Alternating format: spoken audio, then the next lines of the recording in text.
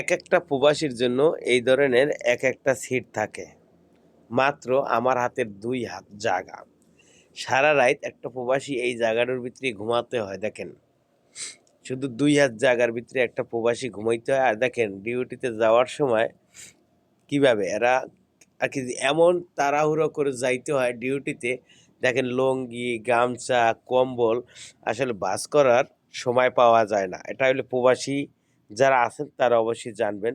এই দেখেন কম্বল কিভাবে পড়ছে, লুঙ্গি কিভাবে পড়ছে। আবার এদিকে দেখেন গেঞ্জি, কম্বল কেউ কিন্তু গুছানোর সময় পাচ্ছে না। ঠিক আছে? কারণ একজন সকাল, সকাল উইঠেই দেখা যাইতেছে গাড়ির জন্য বা ডিউটির জন্য দৌড়াদৌড়ি করে চলে যেতে হয়। দেখেন কি অবস্থা অগুছানো। দেখেন সব সিটগুলো আমি দেখাবো এখানে আমাদের এখানে ৬ টা সিট আছে।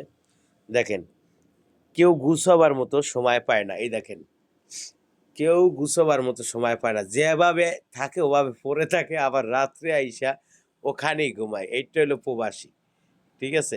কারণ প্রবাসীরা চাইলেও সবকিছু গুছিয়ে রাখতে পারে না। কারণ একজন প্রবাসী সারাদিন কাজ করে। কাজ করার পরে আবার এসে রান্না করতে হয়। রান্না করার পরে আবার খানা-দানা খাওয়ার পরে আবার ঘুমাইতে হয়। দেখেন এইটা হইলো আমার সিট। এই দেখেন আমি আজকে রুমে আছি যদিও, ঠিক আছে? এইটা হইলো আমার সিট। এই এতটুকু জায়গার ভিতরে একটা প্রবাসী সবসময় ঘুমায়।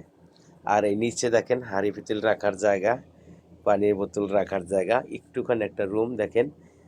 অগুছানো কিন্তু গুছানো নাই। কারণ গুছাবার মতো সময় কেউই পায় না। তাই সবাই প্রবাসীদের ভিডিও একটু লাইক করবেন, শেয়ার করবেন। যে একজন প্রবাসী হইয়া আরেকজন প্রবাসীর পাশে যেন থাকতে পারেন। এই দোয়া রইল। সবাই ভালো থাকবেন। আল্লাহ হাফেজ। আর সবাই ভিডিওটি একটু শেয়ার করে প্রবাসীদের পাশে থাকবেন। এইটা হইলো প্রবাসীদের রুম। কারণ তারা ২ হাত জায়গার ভিতরেই সারা রাত্র কাটাই দিতে হয়।